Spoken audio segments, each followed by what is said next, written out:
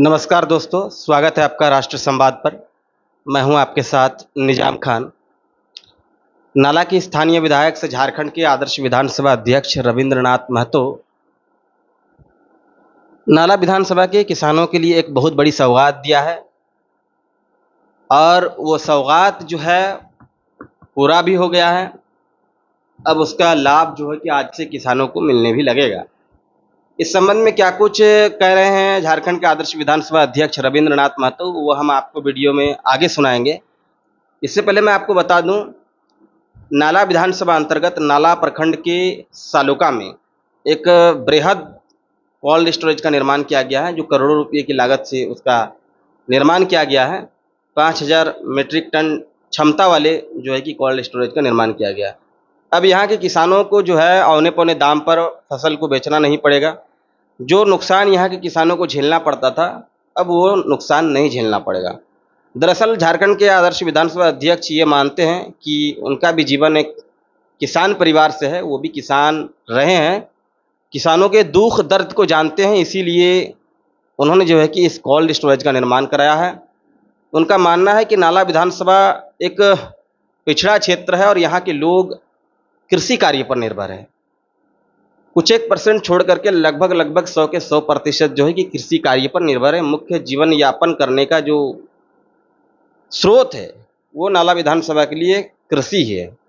अब ऐसे में लोगों को क्या होता था कि फसल का उत्पादन हो जाता था तो फसल को रखने के लिए उचित स्थान नहीं था।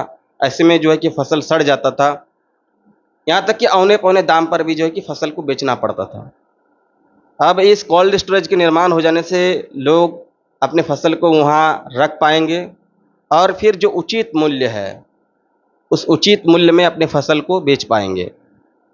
चलिए मैं आपको सुनाता हूँ क्या कुछ कहते हैं झारखंड के आदर्श विधानसभा अध्यक्ष रविंद्रनाथ महतो। था इसलिए सपना था कि हम भी एक किसान घर का बेटा है। हम लोग किसान लोगों का क्या परेशानी है, क्या दिक्कत है, कहाँ से किसान परेशान होते हैं, इस विषय को हम लोग अच्छी तरह से समझते हैं। जब यहाँ के लोगों ने हमको आशीर्वाद दिया और विधानसभा पहुँचाने का काम किया तो मेरे मन में किसान के प्रति ये भावना शुरू से ही था कि काश नाला में भी एक कोल्ड स्टोरेज हो तो यहाँ का किसान को उनका जो उपजाए हुए फसल का 16 आना मिल रहा।